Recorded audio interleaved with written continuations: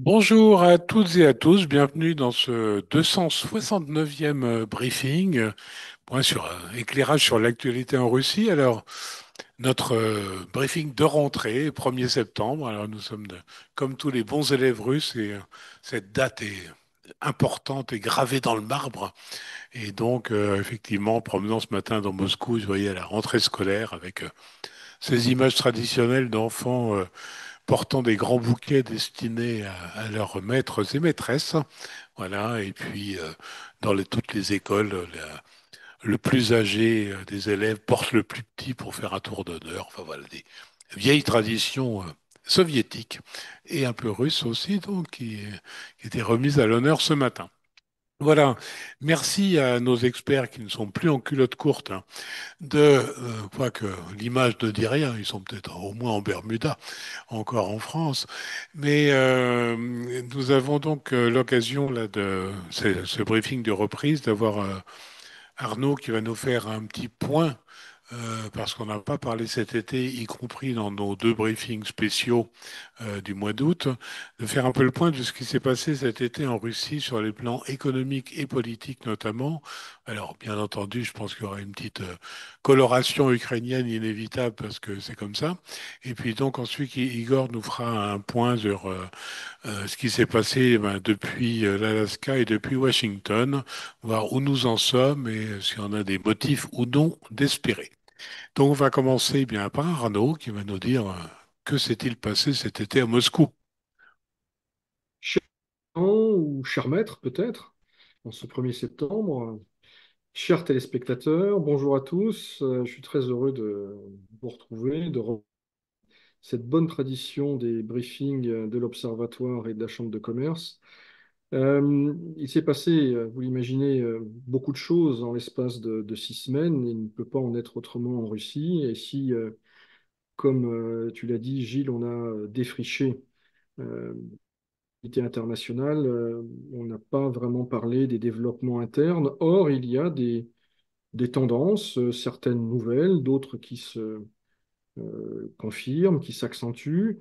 Je vais donc commencer par l'économie. Et là, la tendance qui est désormais visible et indiscutable, c'est celle du ralentissement de l'activité, d'une montée des défis, et on voit un certain nombre de signaux qui passent à l'orange, pour certains à l'orange bien mûr, comme on dit.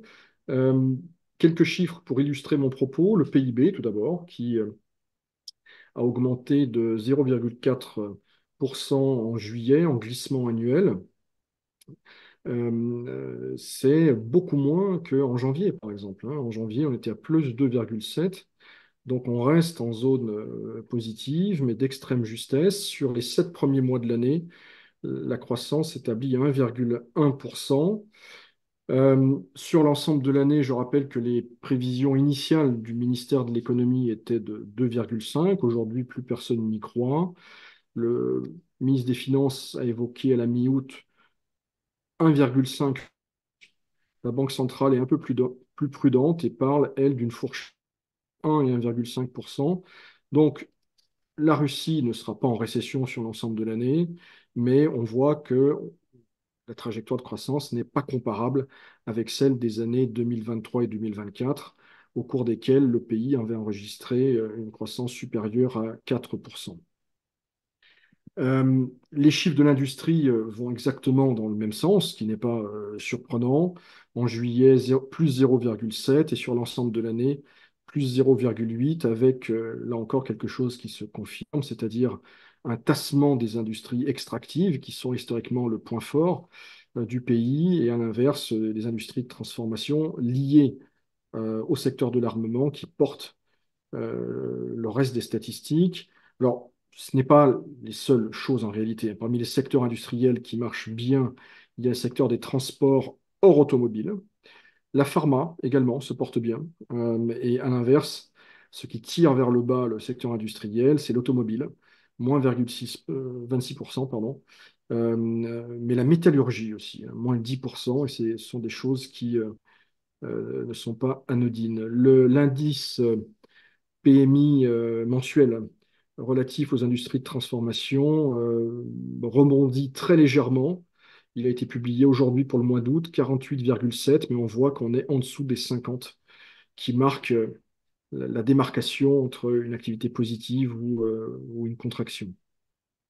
Parmi les autres statistiques macroéconomiques significatives de ces dernières semaines, il y a et qui vont toutes encore une fois dans le même sens, à quelques exceptions près, il y a le compte courant, 25 milliards de dollars au cours du premier semestre, comparé aux 42 du premier semestre 2024. Donc on voit que le commerce extérieur, là encore, reste positif, hein, le solde du commerce extérieur, mais dans des proportions moindres.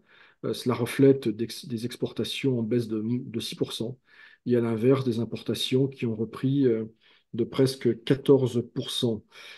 Autre indicateur qui doit être suivi de près, y compris d'un point de vue géopolitique, parce qu'in fine, cela renvoie à la capacité de l'État russe à soutenir l'effort de guerre, c'est celui du déficit budgétaire. De janvier à juillet, il est à 2,2%.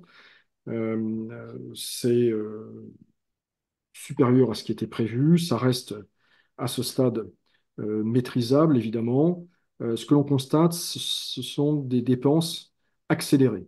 En d'autres termes, l'État russe décaisse, paye plus vite que ce qui est anticipé. Voilà. Et donc, ce qui creuse mécaniquement le déficit, puisque les impôts, évidemment, tombent à échéance prévue. Parmi les bonnes nouvelles, en tout cas les signaux plus positifs, il y a l'inflation qui décélère. On se souvient qu'il y a quelques mois, elle était au-delà de 10%, 11, 12. Au 25 août, elle était à 8,48. Ce qui devrait permettre, je reste prudent, mais c'est largement attendu par les observateurs économiques moscovites, ce qui devrait permettre une baisse du taux directeur de la Banque centrale. Les directeurs de la Banque centrale de Russie doivent se réunir le 12 septembre. Je rappelle qu'aujourd'hui, le taux est à 18, après être monté jusqu'à 21. Les observateurs russes pensent qu'une baisse de 200 points de base est une option réaliste. À suivre, nous serons fixés assez rapidement. Et ces indicateurs en demi-teinte, hein, qui convergent dans le sens je dirais, d'un tableau un peu plus terne, se vérifient et se constatent également dans les chiffres, dans les résultats des entreprises, notamment des grandes entreprises. Gazprom, Rosneft, Aeroflot ont publié leurs chiffres pour le premier semestre et dans tous les cas, on voit une contraction des bénéfices. J'en viens maintenant à quelques points saillants, me semble-t-il, de l'actualité politique, peut-être sociétale également de ces dernières semaines, avec des mouvements au sein de l'administration présidentielle. C'est une institution qui a beaucoup de poids, vous le savez, en Russie. Certains estiment qu'il s'agit d'un gouvernement bis, voire même du premier gouvernement de Russie. Il y a une redéfinition, je dirais, des sphères de compétences avec le départ de M. Kozak. M. Kozak a occupé beaucoup de fonctions lors de ces 20 dernières années, même ces 25 dernières années. C'est un proche de Vladimir Poutine, un juriste de formation. Il a été vice-premier ministre, entre autres. Il était l'un des vice-directeurs d'administration présidentielle en charge de l'ex-URSS. On se souvient que c'est lui qui, pendant des mois et même des années, discutait avec les Ukrainiens. Lui-même est ukrainien d'origine et ukrainophone. Il se disait qu'il était très sceptique sur le fond. Sur le fond, il était même opposé au déclenchement de l'opération spéciale. Toujours est-il que M. Kozak perd au profit de M. Kirienko, qui est l'un des autres numéro 2 de l'administration présidentielle, eh bien, les directions, y compris celles nouvellement créées, qui seront en charge de l'espace post-soviétique. Il se murmure que M. Kozak pourrait devenir représentant plénipotentiaire de Vladimir Poutine pour le district fédéral nord-ouest.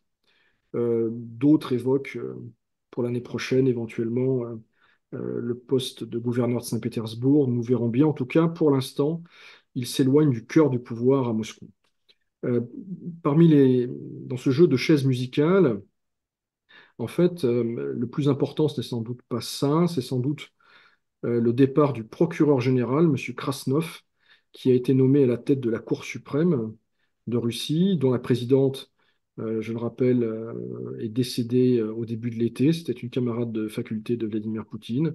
Eh bien, M. Krasnov donc, la remplace et lui-même devrait être remplacé au poste de procureur général, qui est un poste extrêmement important, vous le savez, par Alexandre Boutsan, qui a été pendant de longues années vice-procureur auprès de M. Tchaïka, c'est-à-dire le prédécesseur de Krasnov. Ces derniers temps, enfin depuis 2018, il était représentant plénipotentiaire du président dans le district fédéral Nord-Ouest, donc c'est lui que pourrait remplacer M. Kozak. Voilà ce dont on peut parler s'agissant de la reconfiguration des réseaux de pouvoir. Monsieur Boutsan est plutôt réputé pour appartenir à ce qu'on pourrait appeler la sphère Medvedev. On sait que Medvedev avait d'abord lui aussi juriste et lors de sa présidence et même après avait veillé à garder le contrôle du ministère de la Justice, entre autres. Les observateurs moscovites, ils voient plutôt le fait que Dmitri Medvedev parvient à conserver une partie de ses bastions dans le domaine judiciaire.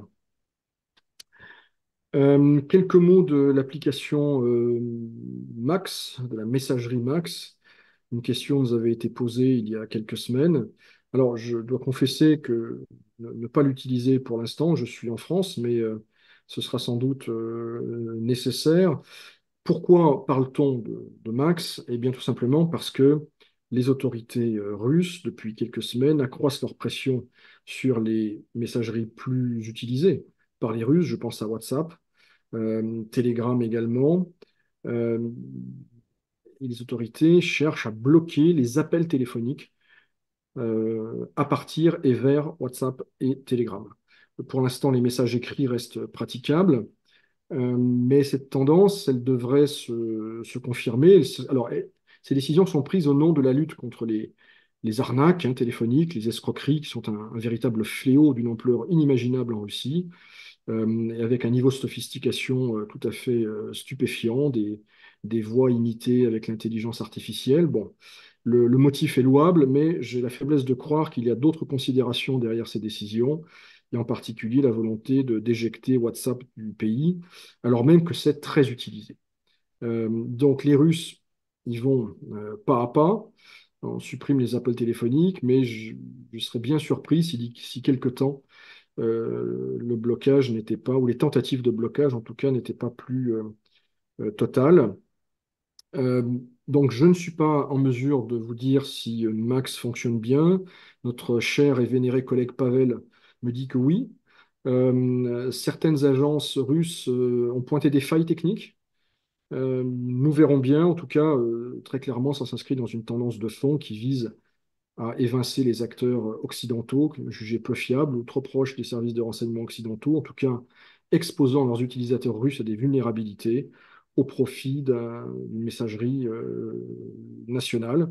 Ce que l'on voit aussi, et le chiffre est tombé aujourd'hui, c'est que très concrètement, les Russes ont recommencé à passer des appels depuis leur téléphone hors messagerie, depuis leur mobile, au mois d'août, plus 30%. Donc les Russes cherchent des possibilités pour contourner ces restrictions.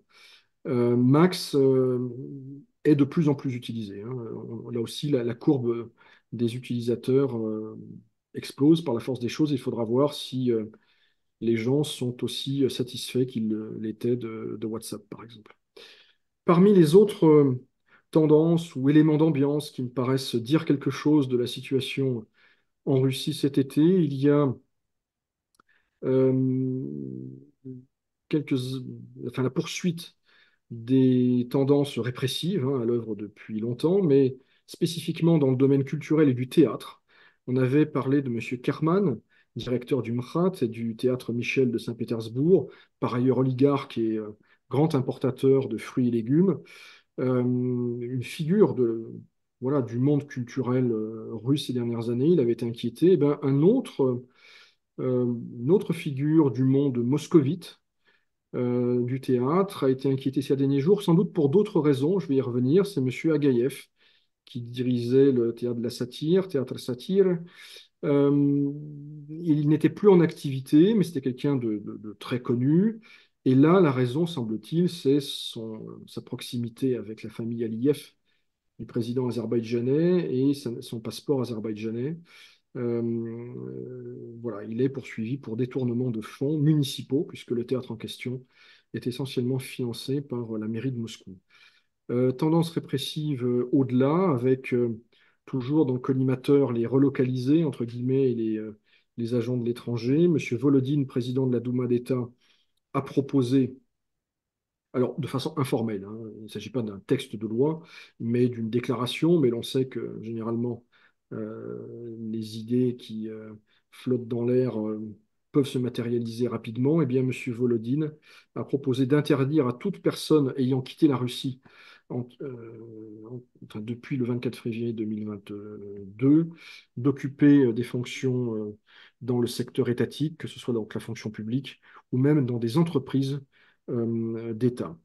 Le centre Yeltsin d'Ekaterinbourg, dont nous avons régulièrement parlé ces dernières années, qui, on le sait, est une forme de bastion libéral, ou qui essaie de le rester en tout cas dans l'Oural, et qui rayonne bien au-delà, avec une activité culturelle réelle et très intéressante. Eh bien, deux de ses responsables ont fait l'objet d'amendes, alors de montants symboliques, hein, mais voilà, ce sont des signaux qui ne trompent pas. Amende pour discréditation de l'armée russe. Ce n'est jamais bon signe. Et cela indique que malgré les gages donnés, malgré la visite, ou peut-être à cause de la visite au cours du printemps du nouveau représentant plénipotentiaire du président dans le district fédéral de l'Oural, le fameux Artyom Joga, ex-chef de guerre dans le Donbass, eh bien, les tensions se poursuivent. Enfin, dernier élément, avant-dernier, pardon, qui se poursuit, qui s'affirme, c'est la lutte anticorruption en région, hein. J'avais parlé de Tcheliabinsk, avec à Tcheliabinsk une dimension économique forte, hein, des éléments de renationalisation, de déprivatisation d'actifs qui étaient contrôlés par des notables locaux.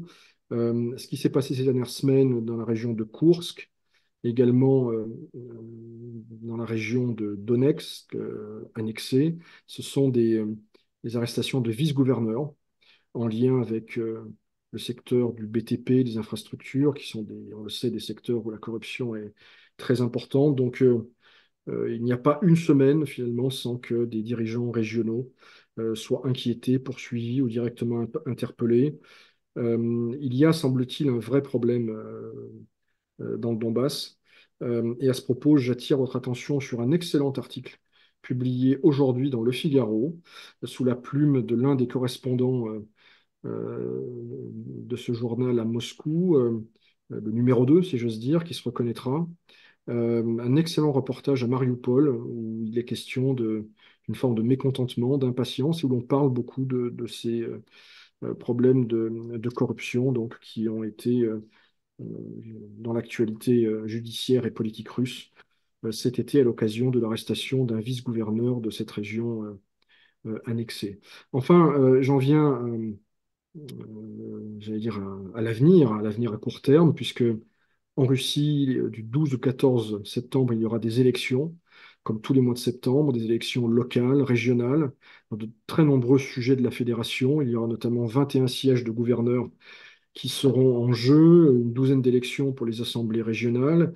Et moi, personnellement, celle que je suivrai le plus, sans doute parce que c'est la seule où il y a un véritable enjeu et un peu de suspense, c'est l'élection du gouverneur d'Irkoutsk, puisqu'à la surprise générale, en tout cas moi j'ai été surpris, je ne crois pas être le seul, eh bien la commission électorale a autorisé M. Levchenko, ex-gouverneur communiste, à se présenter. C'est une personnalité connue, assez charismatique, qui fait de la politique, de la vraie politique à l'ancienne, et qui donc a été autorisé à concourir. Donc on verra s'il est en mesure de reconquérir ce siège ou pas. En tout cas, C'est sans doute l'une des seules régions où il y a un peu de suspense. Par ailleurs, euh, il y aura 1400 candidats à tous les niveaux, hein, élections municipales, régionales, etc.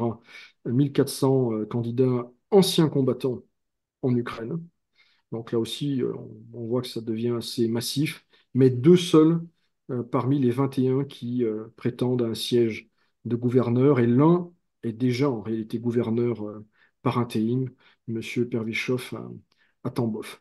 Donc voilà, cher président, ce que je pouvais vous dire sur ce que j'ai retenu. Tout ça est subjectif, évidemment, il n'est pas exhaustif. Ce que j'ai retenu de l'actualité économique et politique intérieure de ces dernières semaines.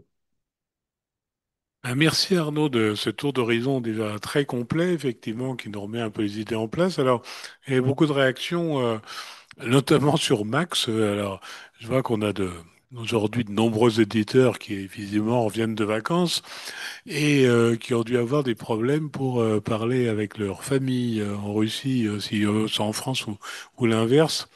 Et donc cette affaire de coupure des réseaux sociaux, au moins sur le fait de pouvoir passer des appels, fait beaucoup, beaucoup réagir. On sent une certaine réticence à installer Max en disant que le truc de si les gouvernements étrangers nous écoutent, visiblement, les gens sont aussi inquiets. Est-ce que leur propre gouvernement les écoute également encore plus qu'avant? Donc, je ne pense pas que ce soit un facteur très rassurant. Mais ce qui ressort aussi beaucoup, c'est le fait que, comme tu l'expliquais, les gens sont repassés à des communications téléphoniques normales. Et un certain nombre de gens que j'ai eu d'ailleurs en plus en privé, disaient qu'ils ont explosé leur forfait téléphonique en quelques jours et que, alors j'ai vu passer aussi un petit article via l'Observatoire qu'on félicite toujours pour sa vigilance, qui disait qu'on estimait que les gens avaient à avoir une augmentation de leur forfait de l'ordre de 7% au minimum. Et ça, conjugué à l'inflation, est-ce que c'est pas un mauvais signal envoyé à la population? Justement sur le coût, l'augmentation des coûts de communication. On se peut un peu se poser la question, j'aimerais bien voir votre sentiment là-dessus. Également, évidemment, on a les complotistes habituels qui nous disent, mais est-ce que ça, c'est pas dirigé par MTS, Beeline et tout ça pour retrouver un peu d'argent frais en utilisant les communications normales? Qu'en pensez-vous? Alors encore une fois, je parle en tant que non spécialiste. De façon générale, j'évite de parler de sujets que je ne connais pas, mais je vais faire une entorse à la demande express du président Chenso. Alors, pour ce qui est des forfaits, oui, les gens avaient pris l'habitude de parler beaucoup parce que c'était gratuit, tout simplement. Et, les gens ont un peu oublié que le téléphone classique, eh ben, ça se paye en réalité. Donc oui, il va y avoir quelques surprises dans les factures du mois de septembre. Bon, ça va pas durer éternellement, et puis les gens vont trouver des solutions, forcément. Il se dit, que, encore une fois, je reste prudent que WhatsApp est mal barré, passez-moi l'expression, mais que Telegram ne sera pas bloqué ou moins bloqué. Je crois que les Russes trouveront une solution. Mais oui, à court terme, évidemment, envoyer des SMS ou téléphoner pendant des heures, ben oui, les Russes vont redécouvrir que ça coûte de l'argent. Pour le reste, le signal, non, je crois que le signal des autorités russes, il est dans une volonté de contrôle. Encore une fois, on fait passer ça au nom de la lutte contre l'escroquerie, qui est un vrai sujet de société hein, en Russie. Mais les gens ne sont pas dupes, je pense, hein, sur les motivations réelles. Et les gens, effectivement, ne sont pas très chauds pour être potentiellement écoutés, même si, encore une fois, les gens n'ont pas forcément grand-chose à cacher. Mais ils comprennent cette tendance, me semble-t-il, que c'est une nouvelle illustration d'un resserrage de vis permanent, en réalité, depuis des années, mais dans des domaines qui sont sensibles. Encore une fois, WhatsApp, les gens ont pris des habitudes. Je rappelle que les autorités avaient commencé par Viber l'année dernière, qui était moins utilisé en Russie, quoique en province un petit peu.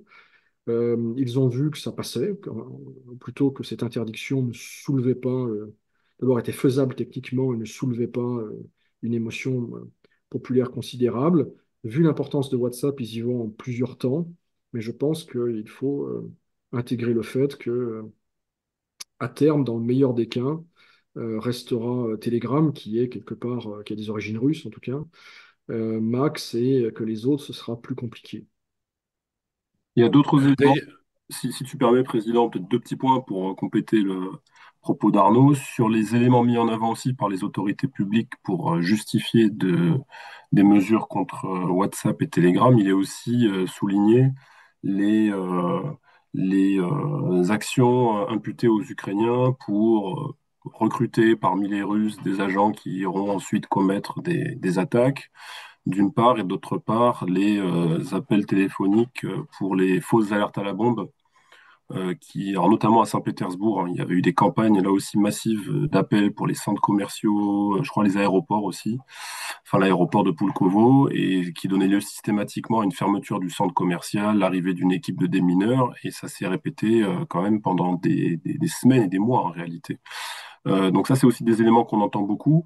Et sur l'aspect MTS, Beeline que tu soulignes dans ta question, alors je ne sais pas quel a pu être leur poids dans la prise de décision, mais il se dit qu'effectivement, ces trois principaux opérateurs, hein, Megaphone, MTS, Beeline, ont fait du lobbying auprès des représentants à la Douma notamment et ailleurs pour faire passer effectivement cette loi bloquante parce qu'évidemment, ils ont vu venir le coup, que derrière, les gens se rabattraient sur le bon vieux téléphone classique, et que donc les notes allaient augmenter, et donc leurs revenus augmenter également.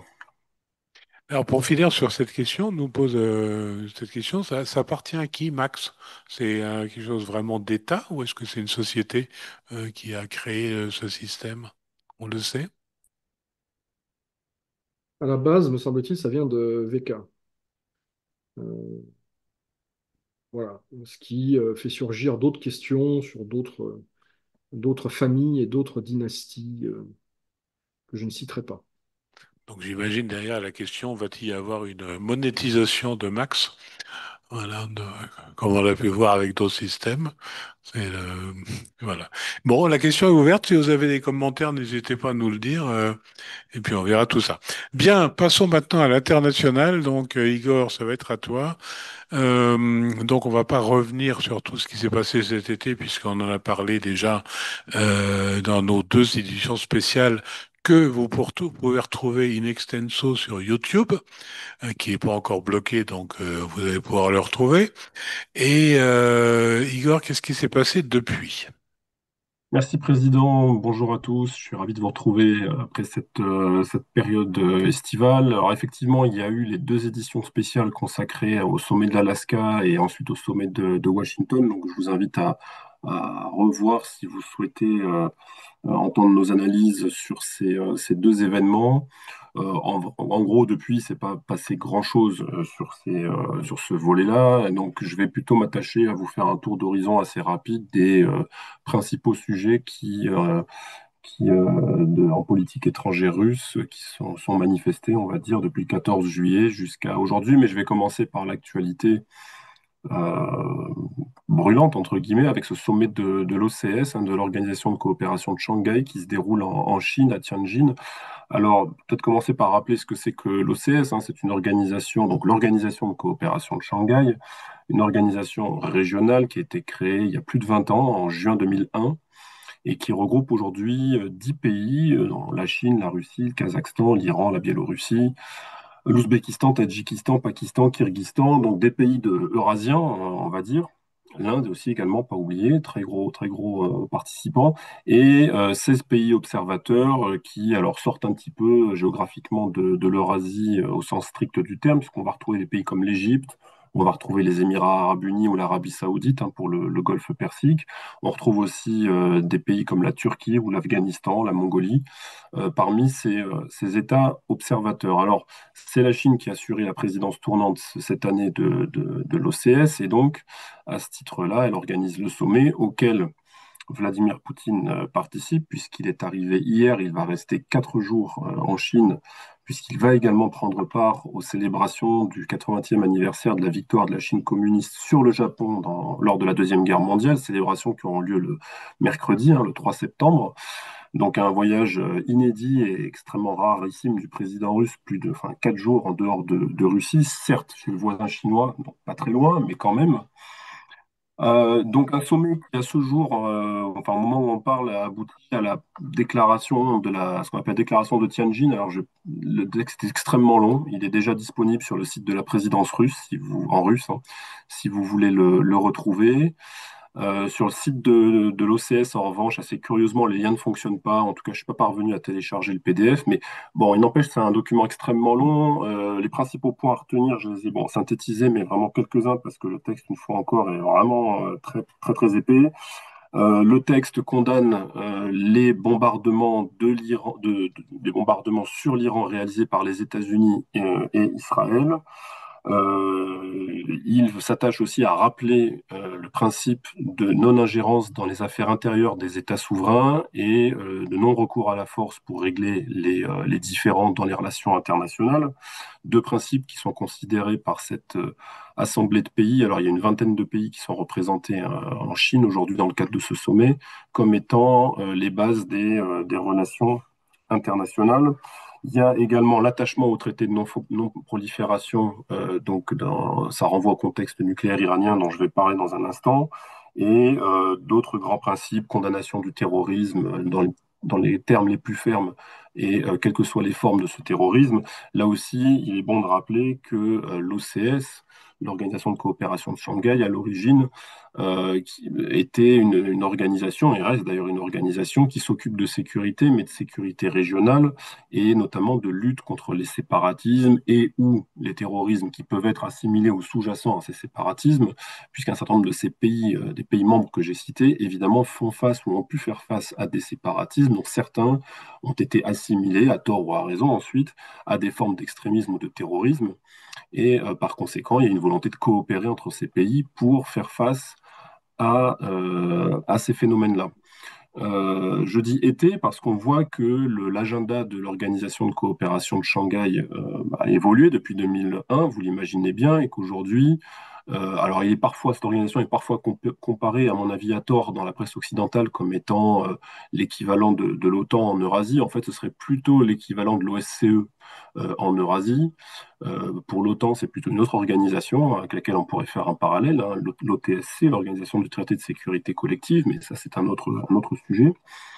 Et pourquoi je dis que le mandat s'est élargi, puisque dans cette déclaration de Tianjin et dans aussi de nombreux documents qui ont été aujourd'hui paraphé par les chefs d'État et de gouvernement réunis dans le cadre de ce sommet, eh bien, on trouve également la volonté de traiter de sujets comme évidemment la cybersécurité, de traiter de sujets comme l'économie, la coopération économique, la coopération dans le domaine du tourisme.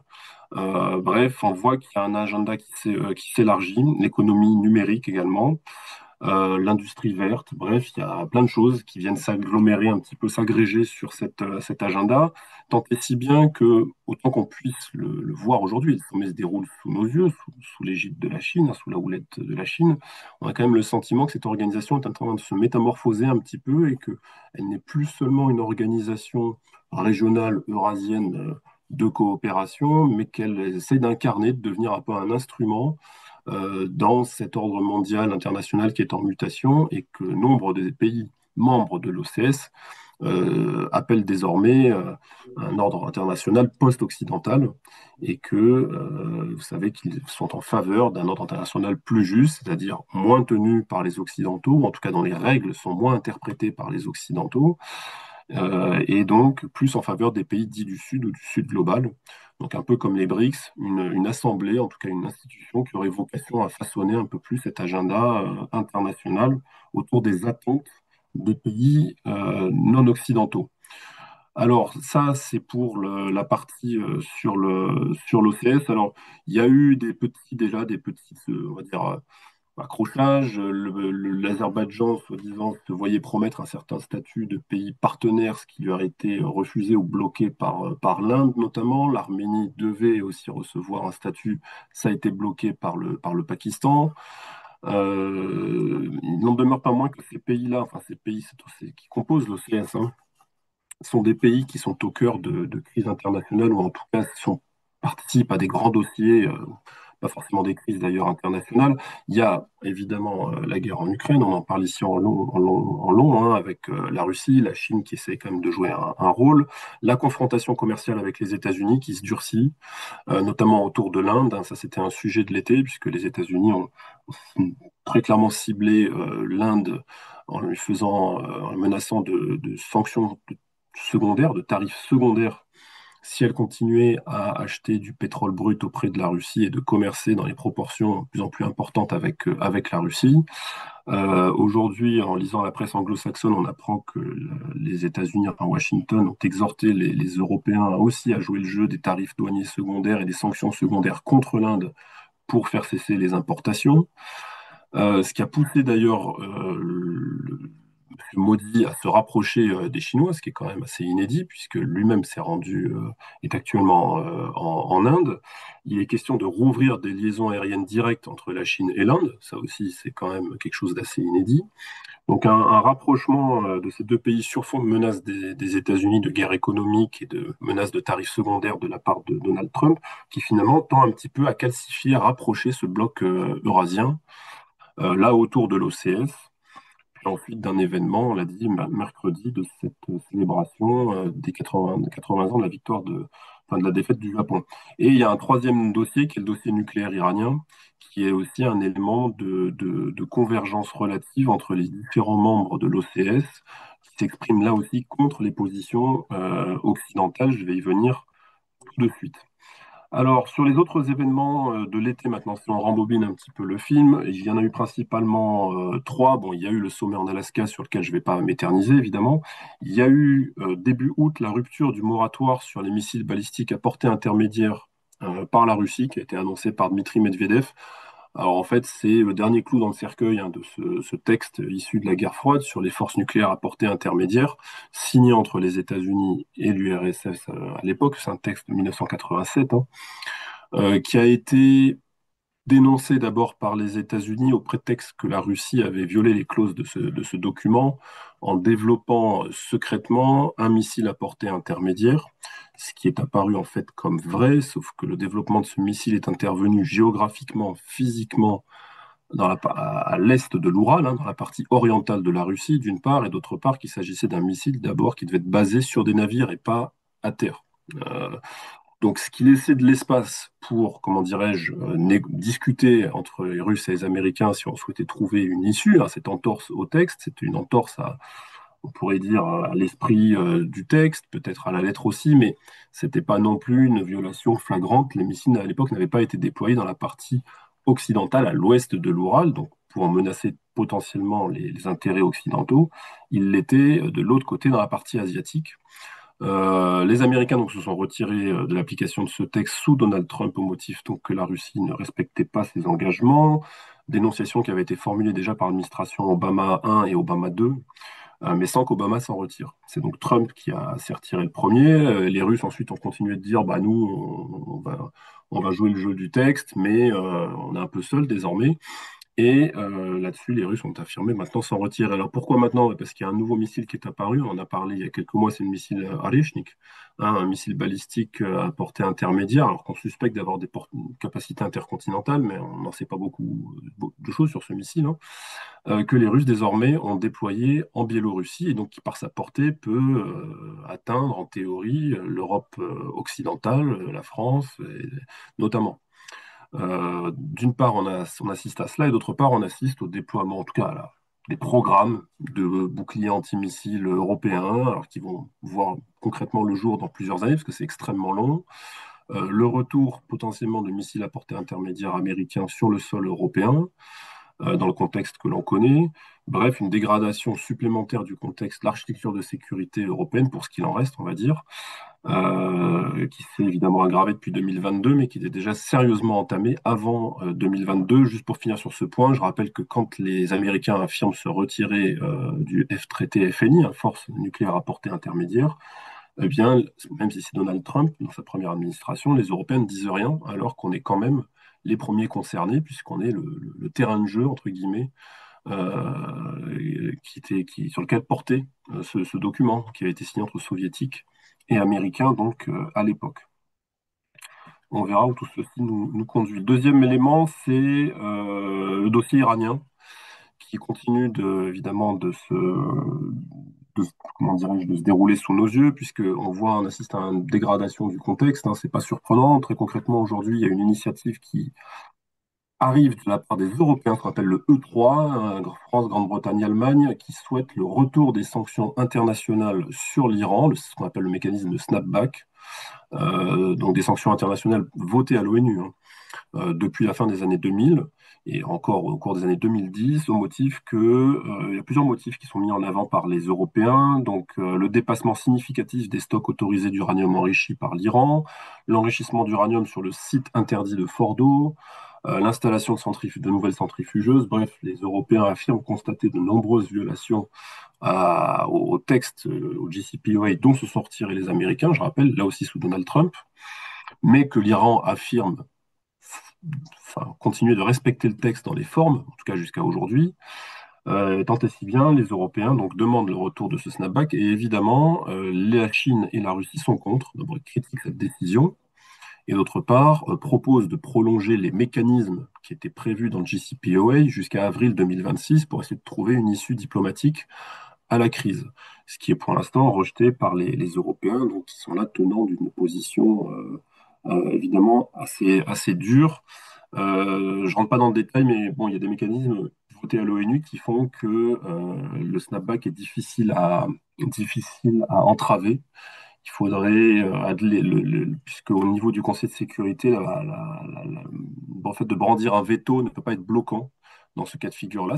Les mécanismes sont prévus par le texte du JCPOA, et donc il faudrait une résolution votée au Conseil de sécurité qui permettrait d'éviter ce mécanisme-là. Pour l'instant, on en est quand même assez loin. Les Américains, évidemment, saluent l'initiative des Européens. On a parlé un tout petit peu d'Azerbaïdjan, Arnaud en a parlé pour la question de politique intérieure. Là aussi, quelques mots pour dire que la situation entre la Russie et l'Azerbaïdjan est toujours mauvaise. Alors, elle n'est plus aussi, comment dirais-je, aiguë qu'elle a pu l'être au mois de juin, mais les relations demeurent mauvaises. Je rappelle que M. Aliyev, la semaine dernière, s'exprimant dans je ne sais plus quel média, a expliqué que la période soviétique avait été vécue comme une occupation par l'Azerbaïdjan, donc une tonalité quand même extrêmement affirmée et critique à l'égard de l'URSS et à travers cette critique de la Russie, surtout dans le contexte que l'on connaît. Et que du côté russe, eh bien, il continue à y avoir des arrestations, des expulsions ou des prises d'otages parmi les ressortissants de la communauté azerbaïdjanaise, bien en vue, hein, souvent des oligarques ou des gens qui ont un business très développé en Russie ou qui pèsent dans leur secteur. Donc des prises de gages en quelque sorte qui sont réalisées. Mais pour l'instant, on n'est pas sur une pente qui mène vers un dérapage, j'allais dire incontrôlé de la relation. On n'a pas le sentiment que ni Bakou ni Moscou souhaitent spécifiquement s'engager dans cette direction-là. Ceci étant dit, j'ai cru comprendre qu'en Chine, messieurs Aliyev et Poutine ne se sont pas salués, se sont poliment ignorés lors de ce sommet de l'OCS, alors que M. Pachinian et M. Poutine se sont entretenus. On les voit discuter avec M. Loukachenko notamment. Mais en ce qui concerne M. Aliyev, en revanche, on sent que vraiment les relations sont très froides. En un mot, Donald Trump se targue d'avoir mis fin à la guerre entre l'Azerbaïdjan et l'Arménie grâce à un accord dont lui seul a le secret, qu'il a pu donc faire conclure aux deux dirigeants au début du mois d'août. Euh, c'est donc un accord qui a été proclamé le 8 août dernier à la Maison-Blanche, lors de la visite de M. Aliyev et M. Pachinian à Washington, qui recouvre c'est un engagement à mettre fin aux hostilités de manière définitive. Pour l'instant, c'est un engagement, mais ce n'est pas la fin définitive des hostilités. La création d'un corridor stratégique qui porte le nom de Trump Route for International Peace and Prosperity, qui serait un corridor donc est-ouest qui permettrait de relier l'Azerbaïdjan à son exclave du Nakhitchevan via le territoire arménien, donc un corridor de 43 km en territoire arménien, en direction est-ouest, et la levée de restrictions américaines qui pesaient sur Bakou. Bon, un accord qui est présenté comme assez inégal, puisqu'il est très avantageux pour Bakou, mais très peu avantageux pour l'Arménie, a priori, qui pourrait fragiliser les positions de M. Pachinian sur la scène domestique arménienne et surtout qui provoque le mécontentement de l'Iran, qui voit là une menace pour sa propre logistique avec l'Arménie. Les États-Unis, en plus, dans cet accord, obtiennent un droit d'exploitation de ce corridor pour 99 ans. Bref, c'est l'implantation, la consécration de l'implantation géopolitique des États-Unis dans le Caucase du Sud. Après l'implantation géopolitique de la Turquie en 2020, j'avais écrit un blog là-dessus que vous pouvez trouver sur le site de l'Observatoire d'ailleurs, grâce au soutien de la Turquie apporté à l'Azerbaïdjan, sa contribution à la victoire de l'Azerbaïdjan dans la guerre de 2020. Donc là, un accord voilà, que Trump considère comme un des 6 accords qui a permis de mettre fin à autant de guerres depuis qu'il est arrivé au pouvoir. Voilà, pour pas être trop long, je vais m'arrêter là, Président, et je vous remercie de votre attention. Merci. Alors justement, concernant l'Arménie, on nous pose la question, est-ce que cette implantation américaine est pas lourde à terme d'une implantation de l'OTAN en Arménie pour défendre ce corridor? Ça doit inquiéter les Russes, j'imagine, quand même. Oui, alors la Russie, clairement, les positions de la Russie sont contestées, mises au défi, voire ces positions reculent au profit d'un autre challenger géopolitique, hein, qui est les États-Unis. J'ai parlé de la Turquie tout à l'heure. C'est un petit peu un retour de balancier historique parce que l'administration américaine, la première administration américaine à s'intéresser très près au Caucase du Sud, bien plus d'ailleurs qu'à l'Ukraine ou autre chose, c'est l'administration Clinton dans les années 90, qui est la première vraiment à pousser les pions des États-Unis dans le Caucase du Sud pour désenclaver la mer Caspienne. À l'origine, le projet, c'est désenclaver la mer Caspienne. Pourquoi? Parce qu'au fond, la mer Caspienne, il y a des hydrocarbures. Et l'idée, c'est d'aller pomper ces hydrocarbures pour les envoyer en Europe afin que les Européens soient moins dépendants d'hydrocarbures ex-soviétiques ou russes et aussi moins dépendants et tributaires de hydrocarbures en provenance du Golfe. C'est une logique de diversification et de sécurisation des approvisionnements énergétiques européens sous le patronage des États-Unis, l'administration démocrate américaine de M. Clinton, qui s'intéressait donc à ça en prioritairement, et en deux, à la dénucléarisation de l'Ukraine, qui est un sujet qui revient, on en parle beaucoup ces derniers temps avec ce fameux mémorandum de Budapest, mais il ne faut pas oublier que ce sont les Américains qui, à cette époque-là, sous la houlette de M. Clinton, mettent une pression énorme et aux Russes, donc M. Yeltsin, et aux Européens pour sortir les armes nucléaires d'Ukraine, parce qu'ils ont peur du risque de prolifération incontrôlé dans un petit peu ce trou noir qui est devenu l'ex-URSS, hein, avec des régimes ou des pouvoirs dont on ne sait pas combien de temps ils vont durer, avec une instabilité socio-économique. Là-dedans, vous avez des bombes atomiques qui sont stockées, qui se promènent. Évidemment, cela posait un gros problème à l'administration Clinton et pas que. Et donc, ils se concentrent vraiment en ce qui concerne l'Ukraine. À vrai dire, c'est le seul sujet qui les intéresse, c'est sortir les armes nucléaires de ce pays-là et les mettre en Russie, où là, on considère qu'elles seront plus en sécurité. Bon, ça, c'est la politique des années 90, et donc le retour en Caucase du Sud, en fait, Trump, sans faire exprès, quelque part, prolonge un petit peu, ou c'est un retour, ou un écho à cette politique des années 90. Sauf qu'on sent, à l'époque, l'idée, au-delà de ça, c'est d'aller en Asie centrale, hein, c'est la projection vers l'Asie centrale.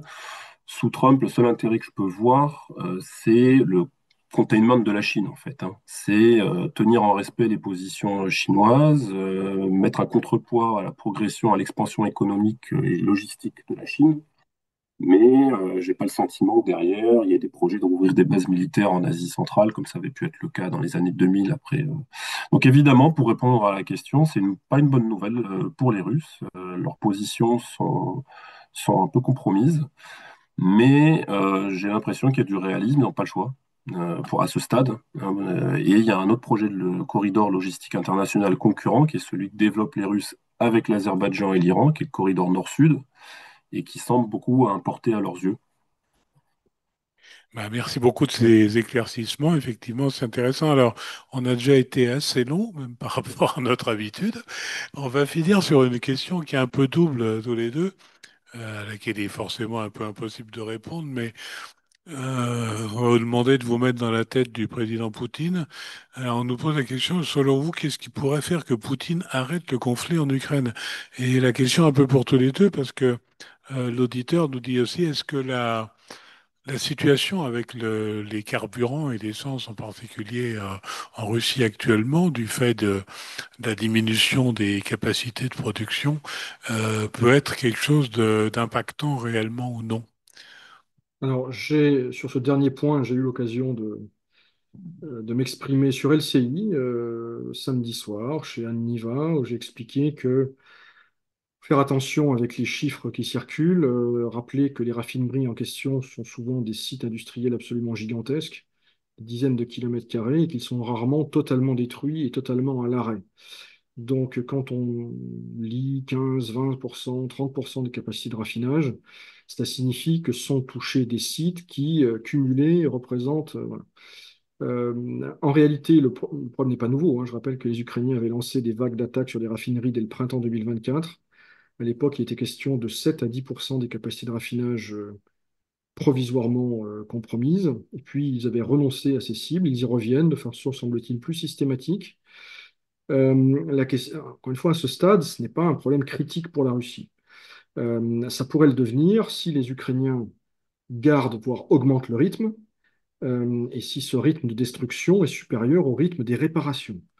Ce que l'on voit, c'est que les Russes réparent assez vite, hein, notamment à Volgograd, la grande raffinerie de Lukoil devrait reprendre ses activités avec 10 jours d'avance par rapport à ce qui était prévu. Donc, dossier à suivre. À l'évidence, les Ukrainiens ont de la suite dans les idées. Ça pose des problèmes localement. On a vu des files d'attente en Crimée, ailleurs. Donc, ce n'est pas indolore, mais pour l'instant, ça reste gérable. Alors, pour ce qui est de la question, qu'est-ce qui pourrait inciter Vladimir Poutine à arrêter? D'abord, la victoire, ou ce qu'il considérerait comme une victoire, qu'elle soit militaire ou offerte sur un plateau par Donald Trump. Ça, c'est le premier cas de figure. Deuxième cas de figure, c'est une défaite militaire de la Russie ou la conscience au plus haut sommet de l'État de l'impossibilité d'atteindre une victoire. Je crois que pour l'instant, dans l'esprit de Poutine, c'est plutôt le scénario 1, l'option 1 qui est privilégiée, c'est-à-dire combattre jusqu'à la victoire. Igor, c'est ton sentiment partagé? Voilà, et je rajoute que le scénario 2, à mon avis, c'est la prise de conscience qu'on est dans l'impasse, hein. Faut tout piquer.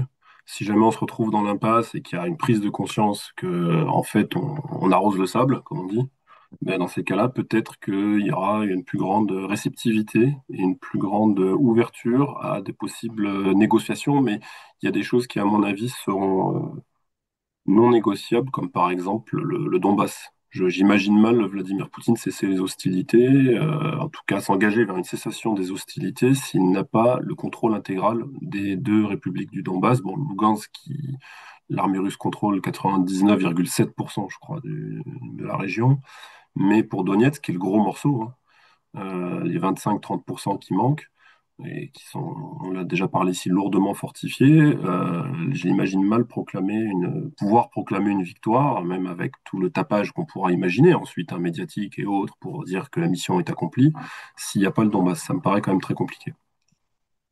Et alors, un dernier point, justement, est-ce que la victoire pour le président Poutine comprend Odessa? Ou est-ce qu'ils ont mis leur mouchoir dessus? Odessa, c'est hors d'atteinte dans la configuration actuelle de l'armée russe, hein, c'est très clair. Après, si la guerre dure très longtemps, plusieurs années, on ne sait pas, mais à ce stade, ça paraît très, très compliqué, pour ne pas dire impossible, ce qui d'ailleurs pose un certain nombre de questions, hein.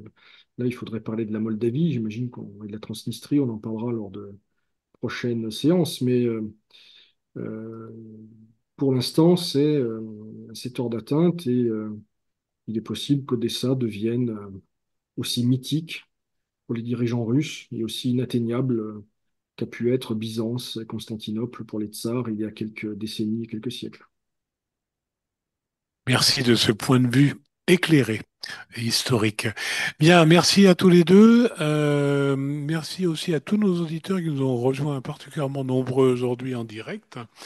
Je vous rappelle bien entendu que vous pouvez retrouver ces briefings sur YouTube, donc n'hésitez pas, pour ceux qui sont présents, à les partager nombreux à vos connaissances.